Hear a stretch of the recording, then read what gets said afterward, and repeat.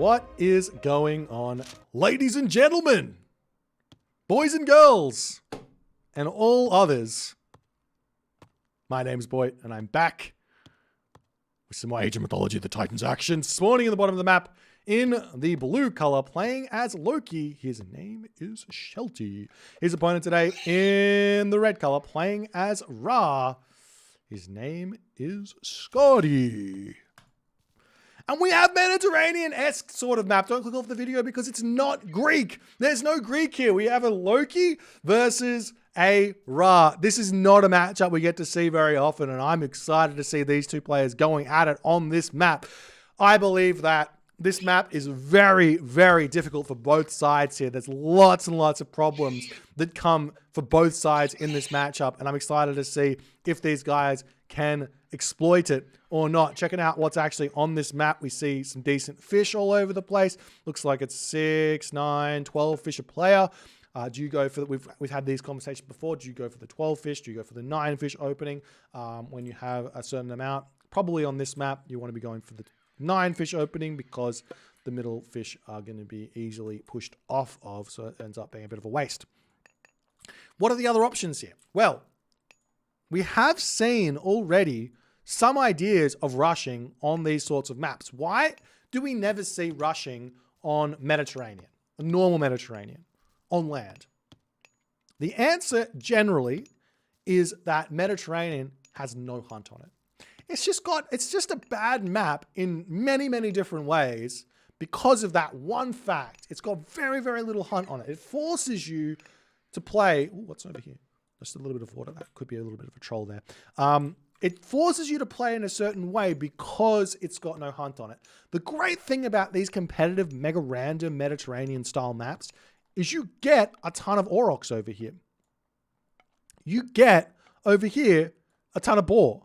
You get so much hunt, which means you don't have to care as much about fighting the water. Now, because of the indoctrination, so to speak, of Mediterranean through the years into all the top players' heads, it will take some time to break the habit of the fact that you have to fight water to kind of go away. Now, whether or not this ends up being the case that this sort of a map, even on this sort of a map, fighting water is actually the best, I don't believe it. I think that you can very easily go for some crazy Heimdall rushes here with Norse and find some advantages. You can go for some semi-water fight strategies as well and have some advantages. Ra can do some crazy strategies with like shifting, sanding villages in onto this position, dropping towers down and grabbing these locations. This would be wild if Skady went for a... Part of me wants to try that one time. Anyways, temple coming up here for Shelty, right next to the water. A little bit dangerous here, but it is forward. Relic on the map here is the Armor of Achilles. This is a big, big relic to be picked as well for Shelty there. So we'll see if he wants to be doing that or not, as more fishing ships are going to be coming out. Shelty is just scouting, ensuring he knows exactly what's going on there with the center of the map. As Skady going to be dropping his own temple down. It looks a little bit late. He's run out of food in a way in his main base. He's got a handful of goats left. This could be a pretty nightmare situation here for Skady, as, I mean, Shelty on the other hand here, he's not close on the food either, it seems. Both players a little bit far away on their advance time, but this hunt finishing, or this herdable's finishing up. Skady's got some fishing ships out. He can garrison those, and fingers crossed, he's got the resources here. As the villagers drop that food in, 275 food. He is making his way up onto these berries here. Fishing ships. I reckon he probably does have the food here. Yeah, I think he does. Though maybe he's got a little bit of a fish bug on this map. And Heimdall is coming through as well for Shelty, as Skady here, he is still training villagers. A very, very late advance time. Tons of docks though. So I don't mind this opening here from Skady in the slightest. There's this build that I used to do, which I've since put in the bin, It was a build that a player in 2005, 2006 did, and I found the recorder game on RTS Sanctuary, and I stole his build order.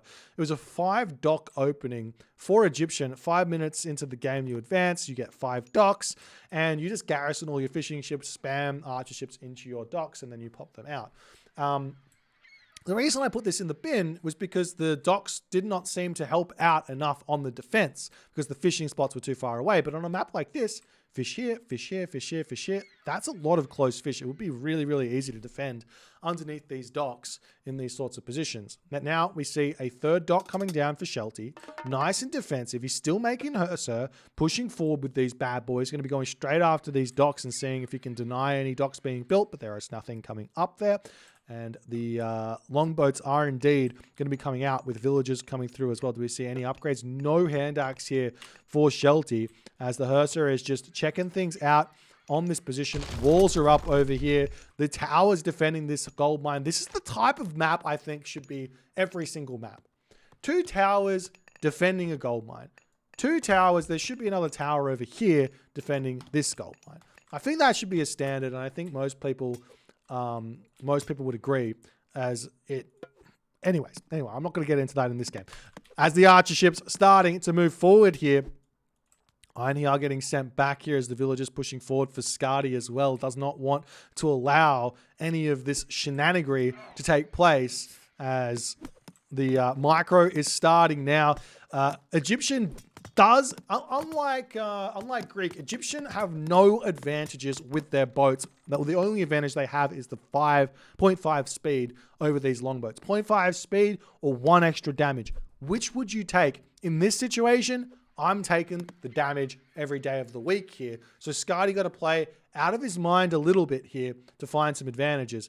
At this moment, we see 7 cabinets there for Skady to 9, 10, 11 longboats for Shelty here as he almost manages to snipe that cabinet there. 12 HP remaining. That one will be going down as the longboats pushing forward, going to be taking down Skady's cabinets here nicely as Skady pulls back into this position. Docks trying to help out. He needs to garrison fishing ships into those docks as he does manage to do so, but there's just so many longboats. Great micro there from Shelty as it seems like he will be able to win this water fairly easily over here as the cabinets do pull away, or do get taken out there, I should say. And now what's Skady going to do?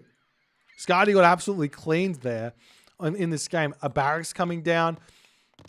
Villagers on this wood line over here. I mean, there's Hunt over on that position he could jump onto. Same too for Shelty also, though. That's the other thing to keep in the back of their mind is if you lose the water this hard with no real plan, Shelty can also jump onto Hunt. He can also pump fishing ships out as well and grab all of these spots here, put a dock down on this position here, and he can also raid you on that stuff as we see Arctic winds also coming out. This is a technology we don't get to see all too often. Where is it? Here it is. All it does is it gives more speed and more hit points for the longboats. So they become very, very difficult to kill. And obviously Skady is still producing those cabinets. I don't think... Is there a spy on any of these bad boys? No, I don't think that... that Shelty can really 100% know for certain what's happening here. But with the town centers in range of the water over here, I think that it's a good investment to just get that Arctic winds out while you can. And also, this also means now at 6.05 speed, these longboats can move in and dodge the dock's fire here. As we see a town center coming up for Shelty as well. This is great standard water theory here. Normally we see Norse players kind of not recognizing that they can do this, but they absolutely can. Getting this town center up is going to be huge. Although that all being said, building this many Herser, these aren't that strong. Even though they're Loki, even though they're moving at 4.62 speed, he does not have Hall of Thanes in this game. So he's got to be a little bit careful about committing 100% into Herser here. He needs some long houses. He needs the raiding cavalry, the throwing axemen, those sorts of units here. As the Skady boats popping out. But even now, with all of these... there are a lot of cabinets, though. Can we see Shelty winning this fight is the big question. Good micro here from Shelty. He's also got the speed tie here. So micro here is not an advantage one way or the other. So it's just basically 7 damage advantage here for Shelty in this fight. 7 damage, or 1 damage, plus that HP also is a big assistance here.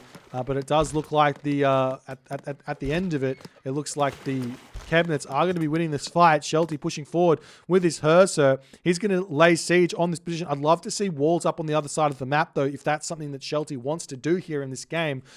Because if he wants to get that gold star happening, he's got to be on in multiple different positions to make that work. Good micro there from Skady, as Shelty gets pulled in there. And now Skady going to be finding himself an advantage on this water, as Shelty did not give enough respect to Skady on that one there. How much gold is left in that main gold mine, though? 295 gold. Axemen are going to be coming out here. Do we see a bunch? No Axemen, really. They're going to be pushing out, checking this gold mine here, but a bunch of Herser here for Shelty. They're going to be very easily taken out, as the villagers can easily pull off of the food there and figure that one out. And it does look like Shelty is indeed opting to not go on the water any longer. And Skady, he pushes out with these Axemen, pulling in a bunch of those units here. He's going to be able to take down a couple of those Herser, as we see an armory coming up there. Lots of gold in the bank for Skady at the moment, but he does need to pump out some units here, as the Pharaoh, a little bit of garrison micro, the Herser are going to be pulling out. And look at this. He can push over here. He can wall this up. He can wall up over here as well. There's like a wall over on this position. And down here as well, he'd need that wall there as well to prevent the villagers from coming out. As where are the villagers coming for Skady? He is pushing forward. Do we see some raiding cavalry? Yes, we do. Do we see some villagers on the hunt? Yes. Well, those are gold villagers, but no villagers on the hunt. Farms!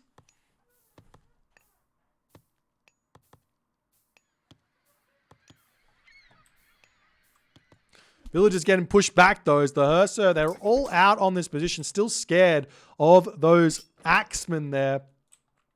Shelty pulling back. He is making a good amount of iron here, but he does need to somehow take out those priests and the Pharaoh there.